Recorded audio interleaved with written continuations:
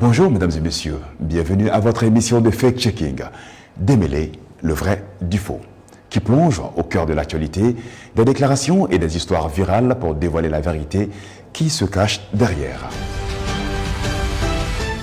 En effet, la ville de Bamako a été victime d'une attaque terroriste qui a ciblé l'école nationale de la gendarmerie et la zone aéroportière.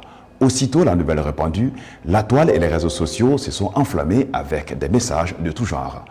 Nous allons scripter ensemble, dans ce numéro spécial, ces événements pour démêler le vrai du faux.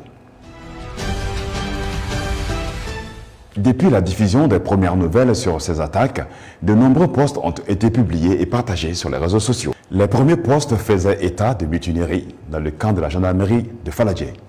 Il n'en est rien, donc ces informations publiées et partagées sur les réseaux sociaux ne pouvaient être que du fake.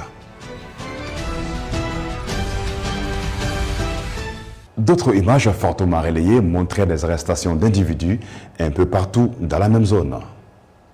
Des individus mal intentionnés ont profité de cette situation confuse pour provoquer de fausses informations tendant à créer un amalgame. Il est important dans ce genre de situation de ne pas relayer des images ou des informations dont vous ne connaissez pas la provenance, car cela peut alimenter la peur et créer un climat de psychose et d'insécurité au sein de la population. De plus, après la diffusion d'un communiqué de la Direction de l'information et des relations publiques de l'armée DIRPA, des individus mal intentionnés ont encore falsifié ce document prétendant qu'un couvre-feu serait instauré de 18h à 6h. Cette information était également fausse. Aucun couvre-feu n'a été instauré de 18h à 6h. Pour cette édition spéciale, nous avons l'honneur d'accueillir le colonel-major Suleiman Dambélé de la DIRPA. Merci mon colonel d'avoir accepté notre invitation. Je vous en prie. Dans des situations de crise urgente, comme celle que nous avons vécue ce mardi 17 septembre, quelles sont les réactions appropriées que la population doit adopter? Il est crucial d'éviter de partager des messages de haine et de fausses informations, car cela peut pousser la population à se tromper d'ennemis et à chercher à faire justice elle-même.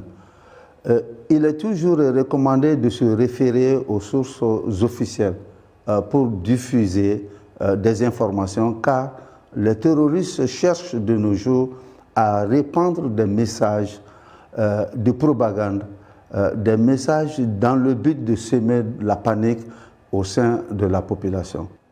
D'après vous, mon colonel-major, quel a été le rôle des médias internationaux dans la couverture des informations liées à ces attaques?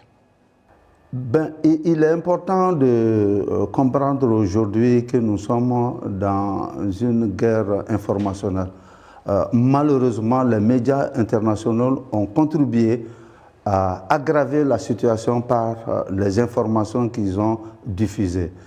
Certains ont affirmé à tort que les terroristes avaient attaqué la base de drones, tandis que d'autres ont relayé des informations, des vidéos qui leur ont été transmises par des terroristes. Tout cela s'inscrit dans une tendance générale de ces médias à alarmer la population, les Maliens de la diaspora et la communauté internationale. C'est important aujourd'hui, comme je le disais tantôt, que la population comprenne que nous sommes dans une guerre informationnelle, nous sommes dans une guerre communicationnelle et tout est mis en œuvre par ces groupes armés terroristes, par les sponsors de ces groupes armés pour affecter le moral, pour affecter l'esprit de nos concitoyens.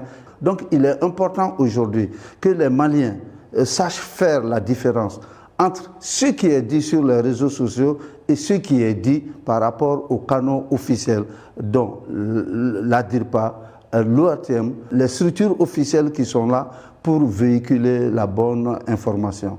Avant de conclure cette émission, mon colonel-major, auriez-vous un dernier mot à partager? Maliennes et Maliens, je vous invite à rester calme et serein. Les forces armées maliennes sont pleinement mobilisées pour assurer votre sécurité. Ne cédez pas à la panique face aux informations qui circulent sur les réseaux sociaux. Prenez toujours le temps de vérifier la véracité des messages que vous recevez sur vos Android, des messages que vous recevez à partir des radios, et surtout occidentales, des messages que vous recevez à partir de ces télévisions occidentales, qui n'ont qu'un narratif, mettre en cause les transitions que nous vivons de nos jours, mettre en cause la capacité de nos armées à se défendre, mais aussi à défendre nos citoyens. Il est important que le peuple malien, que le peuple de l'AES sache aujourd'hui que nous sommes dans la guerre informationnelle et tout est mis en œuvre pour décrédibiliser nos autorités, pour décrédibiliser nos forces armées. C'est sur ces précieux conseils de notre invité que nous achevons ce numéro spécial de votre émission Démêler le vrai du faux. Nous espérons que vous avez apprécié ce moment avec nous. Restez vigilants et bien informés. Merci pour votre constante fidélité et à très bientôt.